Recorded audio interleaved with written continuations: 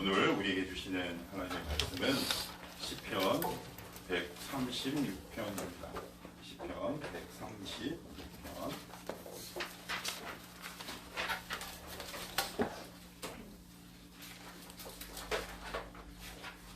요약성경 900페이지입니다.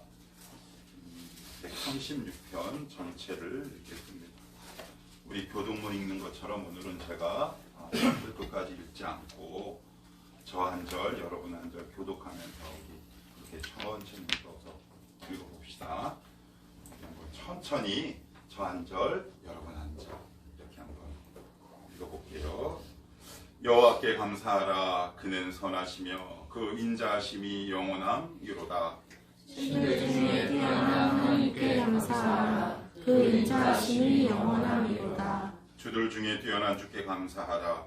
그 인자하심이 영원함이로다. 홀로 큰 기이한 일을 하시는 이에게 감사하라. 그 인자하심이 영원함이로다. 지혜로 하늘을 지으신 이에게 감사하라. 그 인자하심이 영원함이로다. 땅을 노르게 펴신 이에게 감사하라. 그 인자하심이 영원함이로다. 큰 빛들을 지으신 이에 감사하라. 그 인자하심이 영원함이로다. 해로 낮을 주관하시는 이에게 감사하라. 그 인자하심이 영원함이로다. 달과 별들로 밤을 주관하게 하신 이에게 감사하라. 그 인자하심이 영원함이로다. 애굽의 장자를 치신 이에게 감사하라. 그 인자하심이 영원함이로다. 이스라엘을 그들 중에서 인도하여 내신 이에게 감사하라. 그 인자하심이 영원함이로다. 강한 손과 펴신 팔로 인도하여 내신 이에게 감사하라. 그 인자하심이 영원함이로다. 홍해를 가르신 이에게 감사하라. 그 인자하심이 영원함이로다. 이스라엘을 그 가운데로 통과하신 이에게 감사하라. 그 인자하심이 영원함이로다. 바로와 그의 군대를 홍해에 엎드러뜨리신 이에게 감사하라. 그 인자하심이 영원함이로다. 그의 백성을 인도하여 광야를 통과하게 하신 이에게 감사하라. 그 인자하심이 영원함이로다. 큰 왕들을 치신 이에게 감사하라. 그 인자하심이 영원함이로다. 유명한 왕들을 죽이신 이에게 감사하라. 그 인자하심이 영원함이로다. 아모리인의 왕 시온을 죽이신 이에게 감사하라. 그 인자하심이 영원함이로다. 바산왕 옥을 죽이신 이에게 감사하라. 그 인자하심이 영원함이로다. 그들의 땅을 기업으로 주신 이에게 감사하라. 그 인자하심이 영원함이로다.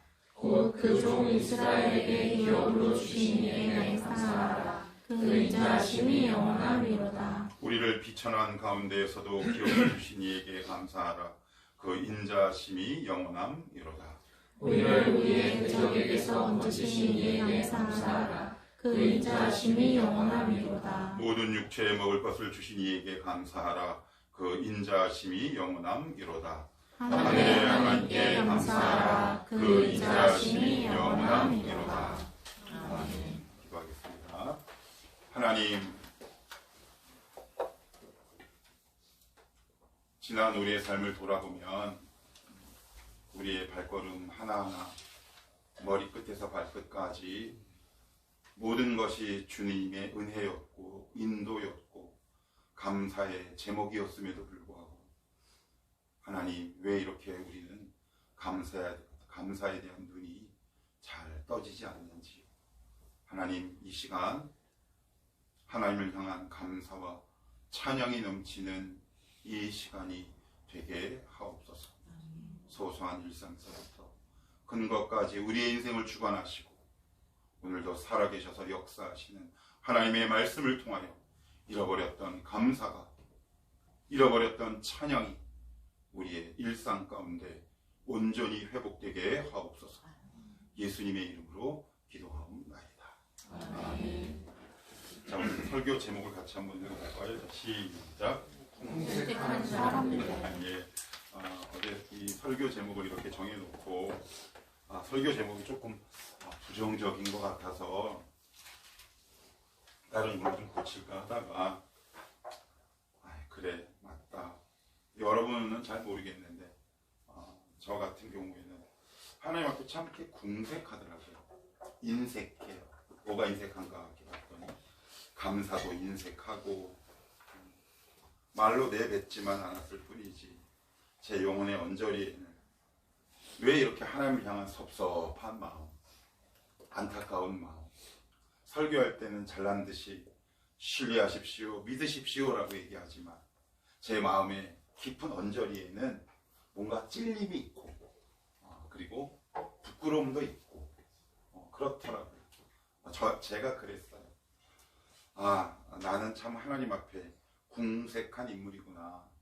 참 인색하구나. 옹색하구나. 입술을 열어서 하나님을 찬양하는 일에 참 인색하다. 그런 생각을 한번 해봐서 뭐 여러분들을 향한 메시지 이전에 이 설교의 제목은 제가 제 스스로를 향한 저의 어떤 메시지 이렇게 이해하시면 좋을 것 같아요. 설교를 준비하다가 제가 몇 년 전 자료를 우연하게 봤어요. SBS 지상파 방송에서 서울대학교를 위시해서 서울 안에 있는 유명한 정신의학과, 그다음에 뇌 신경계통 이제 의사들이 의기투합해서 이제 실험을 좀 한 게 있더라고요. 그 실험의 내용이 뭐냐면 그 기자가 이제 몸소 어떻게 실험했는지를 방송에서 보여줘요. SBS 젊은 기자가 의사 앞에 이렇게 앉습니다. 그리고 나서는 의사가 마이크를 통해 그 기자에게 이렇게 이야기를 해요. 우리 기자 선생님이 가장 행복했던 때를 떠올려 보라고. 언제가 가장 행복했나 그랬더니 그 기자가 이렇게 맨 처음엔 무표정으로, 그다음에 각 이제 신체 부위에 그 여러 가지 그 주파수를 이렇게 체크할 수 있는 의료기기를 이렇게 붙이고 나서는, 근데 갑자기 얼굴이 이렇게 입꼬리가 올라가더니 표정이 환해져요. 그런데 그것뿐만 아니라 심박수가 안정이 되고 뇌에서 나오는 호르몬이 다르다라는 것을 그 실험을 통해 보여주더라고요. 그래서 물어봤어요. 그 의사가 어떤 장면을 떠오르셨습니까? 그랬더니 엄마가 시장 가서 핫도그 사주는 게 그렇게 기억에 남아서 그거 생각하니까 너무 마음이 흐뭇하고 좋더래요. 근데 이번에는 이제 반대로 당신을 힘들게 하는 사람을 한번 떠올려 보십시오. 당신을 괴롭게 하는 것들. 그랬더니 심박수가 이렇게 가다가 갑자기 증가하고 이 뇌파도 변질이 될 뿐 아니라 이 뇌에서 우리의 감정을 자극하는 부정적인 호르몬이 뇌에서 이렇게 분비되는 것을 의학기계로 이렇게 촬영을 했더라고요. 그러면서 그 기사의 말미에는 이렇게 앵커가 이런 코멘트를 해요. 우리가 감사해야 한다는 건 잘 알지만 일상에서는 잘 안 되죠.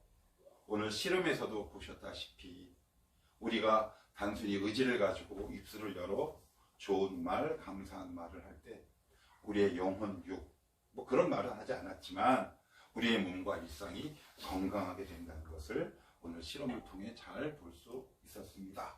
그렇게 제 멘트를 마무리하더라고요. 맞다 싶어요. 맞다 싶습니다. 그래서 제가 그걸 보면서 제가 오늘 여러분들에게 문득 이런 문제를 한번 내보고 싶었어요. 한번 맞춰보시겠어요?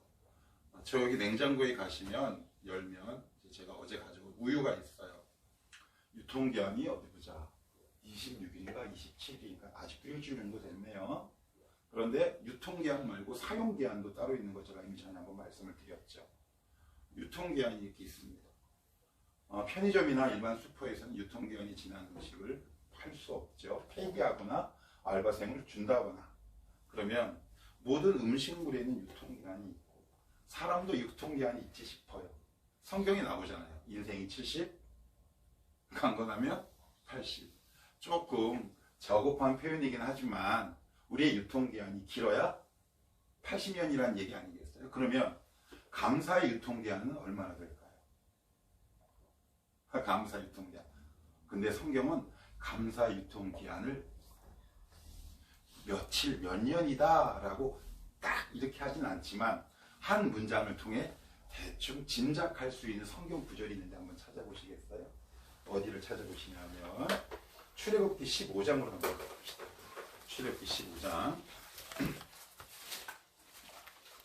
출애굽기 15장. 천천히 찾아보십시오. 출애굽기 15장입니다. 구약성경 105 혹은 106입니다.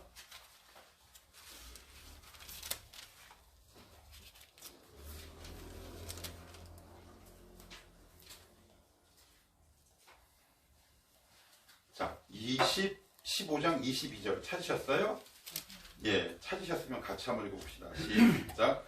모세가 홍해에서 이스라엘을 인도하며 그들이 나와서 술 광야로 들어가서 거기서 사흘 길을 걸었으나 물을 얻지 못하고 마라에 이르렀더니 그곳 물이 서서 마시지 못하겠으므로 그 이름을 마라라. 24절까지.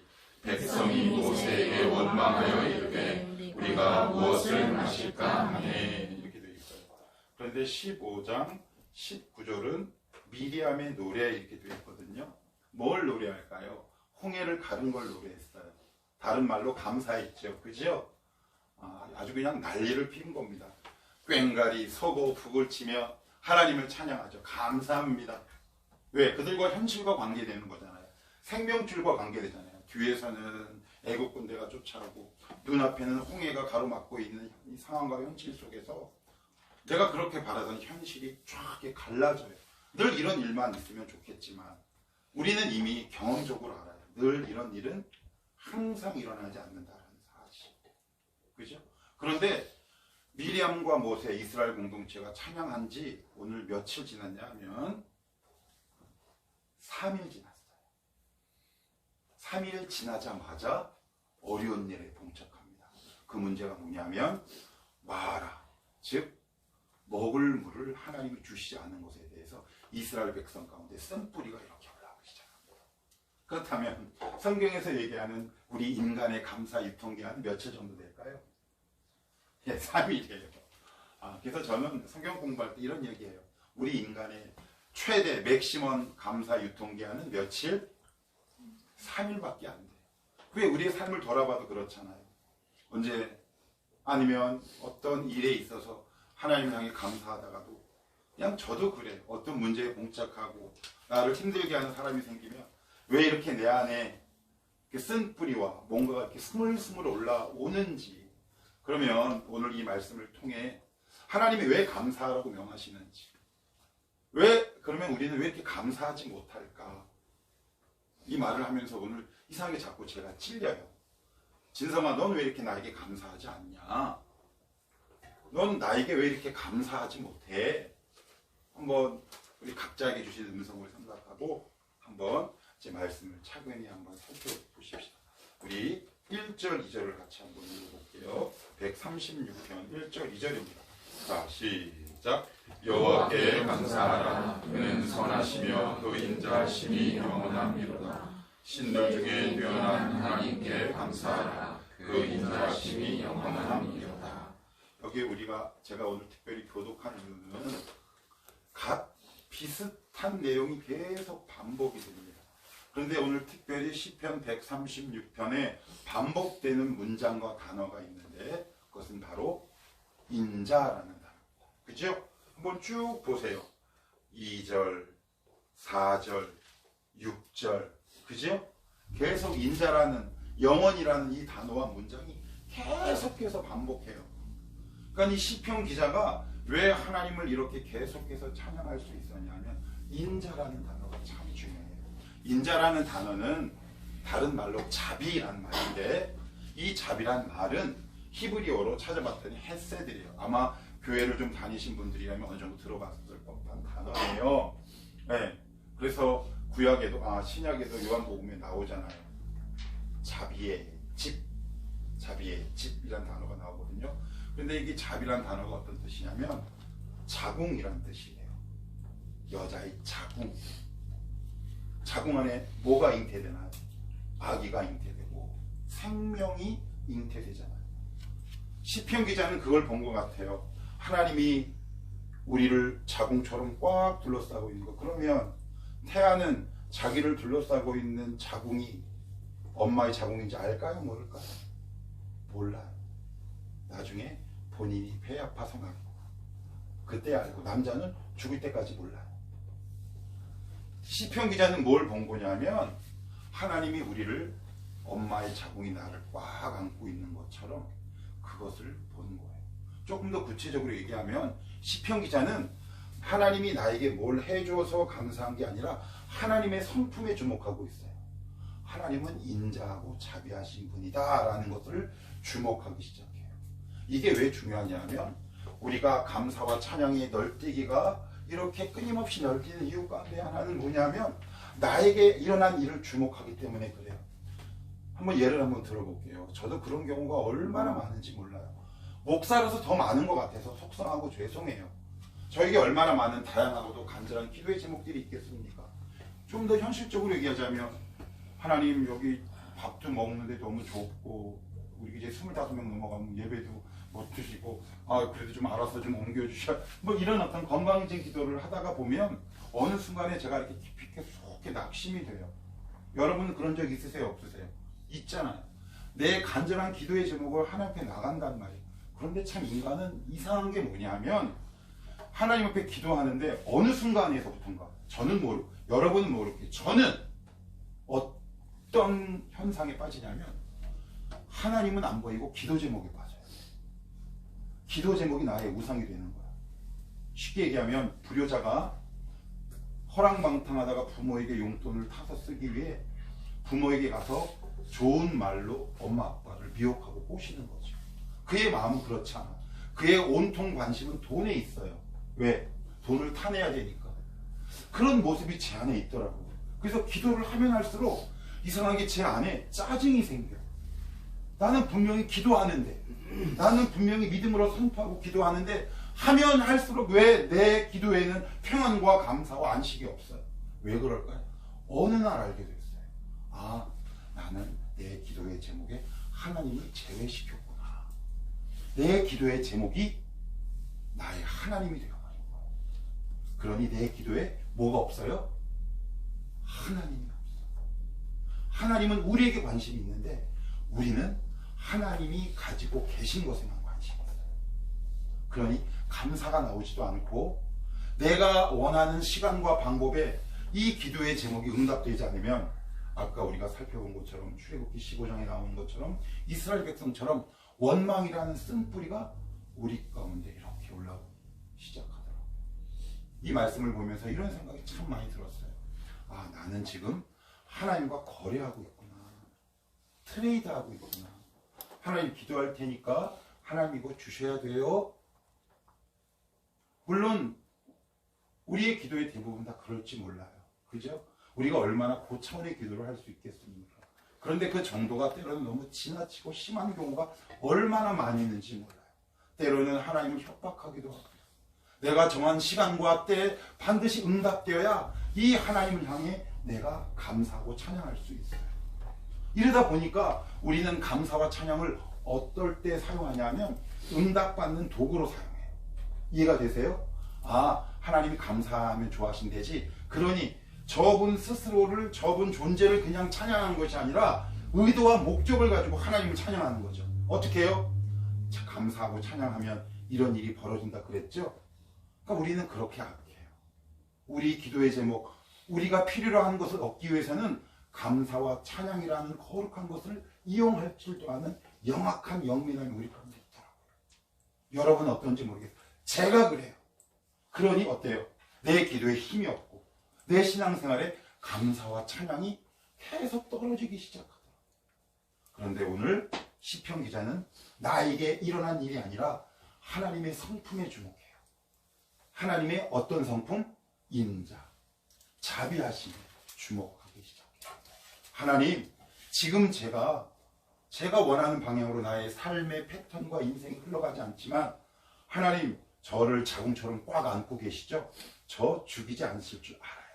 그래서 저는 주님을 신뢰하고 찬양할게요. 그 단계까지 하나님이 우리를 요구하세요.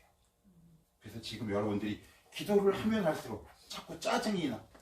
기도를 했는데 뭔가 막 그래. 그러면 거의 그 기도 제목이 나에게 하나님이 되어버린 경우, 우상이 되어버린 경우, 이제 그것을 내려놓자. 저 그냥 하나님 앞에 나갔어요. 제가 얼마 전에 그랬어요. 저기 앉아서 기도하는데 제가 기도 중에 저도 모르게 이런 말이 나오더라고요. 기도하는데 짜증나. 이렇게 기도하는데 짜증이 나지. 그래서 곰곰이 말씀을 묵상하며 생각을 딱 해봤는데 이제 집을 이렇게 아침에 걸어가다가 뭔가 깨달음이 나에게 있더라고요. 진성아, 너 혹시 너의 기도 제목이 너에게 혹시 하나님이 아니었더냐? 그것이 하나님의 음성인지 아닌지는 몰라요. 저 신령하잖아. 그렇지만 제 마음에 그런 생각이 듭니다. 근데 그 생각을 버리니까 하나님 앞에 나아가기가 한결 쉬워졌어요. 오늘 시편 기자는 하나님의 성품에 주목합니다. 그럴 때 우리는 진짜 감사할 수 있어요. 또한 두 번째는 역대하 20장을 보시면 여러분 혹시 한번 따라해 봅시다. 여호사밧. 그래요. 여호사밧은 뭐 좋은 일도 많이 했고 조금 나쁜 일도 좀 실수도 했고 있는데 어느 날 이방 군대들이 이제 쳐들어오기 이제 시작을 합니다. 하나님이 선지자를 통해서 경고하셨어요. 너 이렇게 하면 너 내가 혼낼 거야. 그랬더니 그래도 참 지혜로운 사람이죠. 빨리 돌이켜서 이방 군대들과 암몬 자손들과 싸울 공리를 짜내기 시작합니다. 그러면 장수들을 모으고 지휘관들을 모아야 돼요. 그런데 여호사밧이 그 선지자의 교훈과 경고를 딱 받자마자 가장 먼저 한 일이 뭐냐면 여호사밧 찬양대를 조직합니다. 그래서 전쟁터에 악기와 나팔을 든 사람을 맨 앞에 내보내요. 죽자는 얘기죠. 그런데 역대하 20장 22절을 보면 재미있는 말씀이 나와요. 집에 가서 찾아보세요. 찬양과 나팔 소리가 크게 울리자마자 이스라엘을 향해 쳐들어오던 이방 군인들이 패퇴하기 시작합니다. 이게 무슨 의미일까요? 우리 일상에 감사가 회복되어야 하는 가장 중요한 일관 하나가 뭐냐면 여러분 감사가 사라지죠. 여러분 수면 밑에 잠자고 있던 악의 세력들이 우리의 영혼 수면 위로 올라오기 시작합니다. 근데 그것을 누를 수 있는 것은 참 찬양과 감사. 여러분 좀 최근에 짜증이 나. 회사 일이든 직장 일이든 기도 응답이 되지 않는다. 그러면 거기에 따라 뭐가 나의 영혼 깊은 곳으로부터 올라오느냐? 원망, 낙심. 그게 뭐예요? 우리의 신앙을 땅에 비교하면 균열이 생긴 거죠? 균열이 난 틈으로 악의 세력들이, 악한 생각들이 틈을 타고 올라오기 시작합니다. 그러면 그 틈을 메우는 게 아니라 그것을 싹 발라버려야죠. 찬양과 감사는 내 수면 아래서 올라오는 내 안의 욕망, 그리고 죄악, 어둠과 악의 세력들을 한 방에 제압할 수 있는 하나님의 놀라운 은혜와 능력이 거기에 담겨 있어요.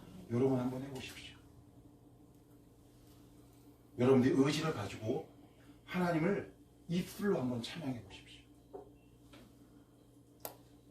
이게 갑자기 원고에 없는 이야기인데 글쎄 모르겠어요. 누구 음성인지는 잘 모르겠어요. 아까 제가 이렇게 찬양을 이렇게 하는데 이쪽 라인에서 들렸는데 누구 음성인지 이쪽에서 들렸나 잘 모르겠네요. 어떤 청년인데 되게 크게 찬양을 부르더라고. 근데 잘 부르진 않아. 왜? 낯서니까. 그런데 제 안에 어떤 생각이 들었냐면 최선을 다해서 찬양을 부르는구나. 못하지만 열심히 부르는구나. 하나님이 그 찬양과 감사 받지 않으셨을까? 이런 생각이 문득 들더라고요. 다시 본문으로 돌아가서 최근에 여러분들이 신앙의 균열 현상이 일어나기 시작한다면 그 이유는 하나예요. 무엇을 상실했다? 감사와 찬양을 상실했다. 감사는 신앙의 척도예요. 여러분들이 감사가 회복되면 이상하게 균열된 이 땅의 지평들, 지면들이 봉합되기 시작합니다.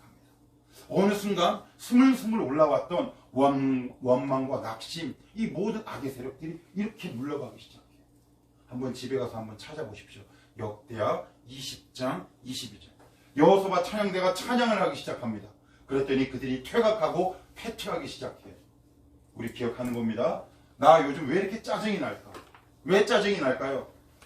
눈에 보이는 1차적인 의미는 뭐다? 직장의 힘듦이에요. 물질적인 어려움이에요. 그런데 정말 본질적인 이유는 내 입술과 영혼의 감사와 찬양이 상실됩니다. 그래서 여러분의 신앙이 낙심될 때는 일부러라도 의지를 가지고 찬양의 자리를 나아가보십시오. 단순히 찬양을 많이 들으라는 얘기가 아닙니다.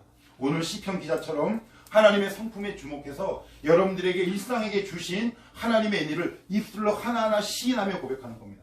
제가 오늘 앞에서 예배를 교환하는 자리에서 이런저런 일상의 감사를 드렸어요. 근데 참 희한하죠?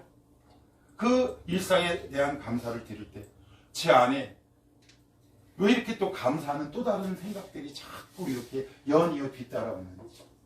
지금 여러분들이 뭔가 낙심에 있으세요? 원망이 자꾸 스물스물 올라오십니까? 그렇다면 내 신앙이 균열이 일어나고 내 수면 아래 잠자고 있던 악한 영의 공격들이 시작됐다는 증거입니다. 그것을 여호사밧 찬양대의 나팔소리와 감사와 찬양이 눌렀듯이 오늘도 우리의 영혼과 입술을 열어 하나님을 찬양할 때 우리를 향해 달려오던 악의 세력들이 물러간다. 요한복음 17장, 마태복음, 마가복음 곳곳 바울 서신 곳곳을 보면 항상 사도 바울과 예수님의 공통점이 있어요. 기도의 시작과 마지막은 항상 감사해요. 그래서 감사는 하나님의 은혜, 하나님의 응답을 받는 도구도 아니요, 하나님의 성품에 순수한 마음으로 우리 주님을 찬양하기 시작할 때 거기서 진짜 능력이 일어난다. 그래서 제가 예전에 한번 여러분 성경 공부 인도하면서 그런 간증, 저의 간증은 아니고 제가 성경 공부를 인도했던 간증을 잠깐 얘기했던 적이 있어요. 권사님, 감사하는 기도의 제목 30가지만 적어와 보십시오. 감사할 게 어디 있노? 30가지 너무 많다. 전도사님, 좀 줄이라. 10가지만 해올게. 30가지 해오십시오. 그래서 그 권사님 순서가 되었어요. 이렇게 하다가 하나님, 우리 아무개 아빠, 아무개 장로 사업 망하게 해주셔서 감사합니다. 그러니까 거기서 주님을 만났지 뭐. 희한하죠. 감사가 참 희한한 능력이 있습니다. 우리의 영혼을 소생시킵니다. 하나님, 이렇게 된 거 감사합니다. 이곳에서 다시금 하나님을 바라보는 감사와 찬양이 나에게 회복되게 하여 주옵소서. 절대 감사할 수 없는 나의 현 상황을 입술을 열어 감사했을 때 거기서 그분이 주님을 만나요. 희한해요. 그죠? 감사는 뭐다? 균열되어 있는 내 신앙의 틈을 뚫고 올라오는 악한 세력의 공격들을 단번에 제압할 수 있는 하나님의 가장 강력한 은혜의 방법이다. 이렇게 기억하는 겁니다. 그리고 세 번째, 왜 이렇게 우리는 감사에 궁색하고 인색할까요? 우리 이 부분은 한번 성경을 찾아보고 말씀을 드립시다. 민수기 21장을 한번 찾아봅시다. 민수기 21장. 우리 다 봤던 거예요. 아침 기도회 때. 주일에도 설교하고. 21장 4절에서부터 6절입니다. 자, 4절에서 6절 같이 볼게요. 시작. 백성이 호르산에서 출발하여 공의 길을 따라 에돔 땅을 우회하려 하였다가 길로 말미암아 백성의 마음이 상하니라. 백성이 하나님과 모세를 향하여 원망하되 어찌하여 우리의 백성을 인도해야 되어 이 광야에서 죽게 하는가. 이곳에는 먹을 것도 없고 물도 없도다.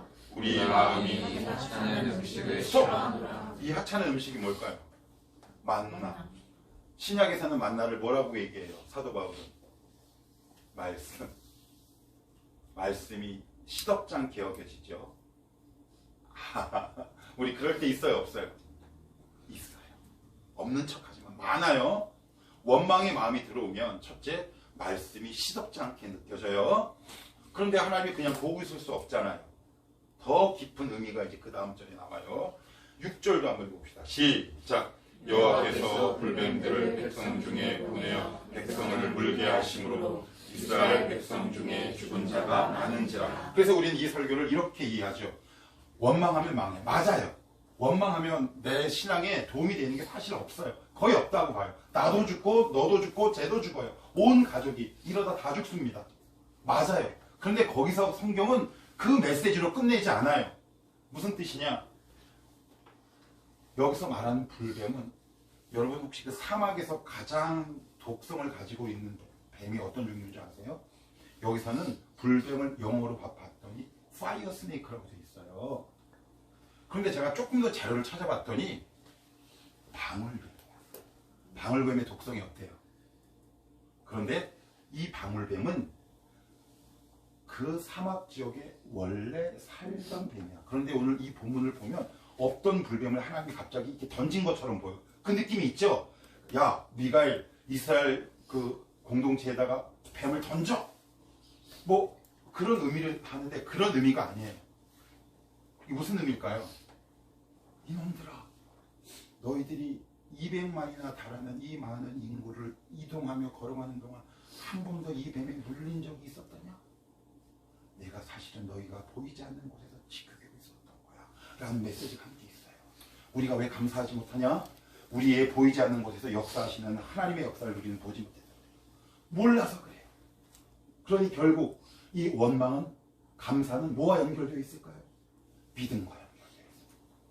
믿음과 연결되어 있습니다. 이스라엘 백성 이거 알았을까요?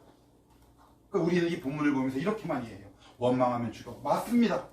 그런데 더 중요한 교훈이 이 본문 가운데 있어요. 하나님이 이 불뱀을 보내면서, 방울뱀을 이스라엘 공동체에게 보내면서 어떤 마음이겠습니까? 얘들아, 사실 이 뱀은 너희가 이 땅에 오기 전부터 원래 살고 있었어. 그런데 너희가 지나갈 때 왜 한 명도 물려서 죽었다는 기록이 성경에 왜 나오지 않은 거 너희들 왜 몰라? 그거는 내가 그 불뱀들로 하여금 너희를 물지 못하도록 지키고 있었기 때문이야 라는 뜻을 말합니다. 우리의 보이지 않는 곳에서 역사하시는 하나님, 오늘도 여전히 일하시고 살아계신 하나님, 이것을 우리가 믿지 못하면 우리는 원망합니다. 너무 많죠. 하나님 이거 왜 행하지 않으십니까? 나도 일할 시간을 주라. 하나님 이거 응답하지 않으십니까? 하나님 저 11조 열심히 내는데 왜 창고가 채워지지 않습니까? 제가 고개를 숙였다는 얘기는 부끄럽고 창피해서 제 이야기란 뜻이에요. 나도 너 심은 지 얼마 됐냐? 뿌리가 내리고 잎이 나고 열매 나기까지 시간과 순리가 필요하지 않겠더냐? 오늘도 여러분의 삶 속에서 보이지 않게 일하시는 하나님을 우리가 모르면 우리는 원망. 그래서 감사는 뭐와 연결되어 있다? 믿음과 연결되어 있다. 오늘도 우리 눈에 보이지 않지만 지금도 살아계셔서 우리의 보이지 않는 곳에서 역사하시고 여전히 나를 위해 일하시는 하나님을 보는 눈이 열릴 때 우리의 감사가 회복될 줄 믿습니다. 하나님 이것을 내가 보게 하옵소서. 하나님 잃어버린 감사가 회복되게 하옵소서. 늘 낙심과 원망이라는 이 두 가지 주제 때문에 저의 신앙이 늘 곤두박질 치고 넘어졌습니다. 제 신앙에 균열이 일어나도록 제가 방치했습니다. 그것이 나를 뒤엎도록, 나를 휘감도록 저를 방임했습니다. 이제는 제가 방임하지 않겠습니다. 의지를 가지고 하나님을 향한 찬양과 감사가 회복되므로 나의 신앙이 다시 한번 견고한 반석 위에 세워지게 하옵소서. 찬양으로 악의 세력들이 물러가게 하옵소서. 감사하는 마음들이 다시금 회복되게 하옵소서. 이런 믿음의 역사와 하나님의 은혜가 우리 청아람 교회 식구들 모든 심령 가운데 일어나기를 주님의 이름으로 축복합니다.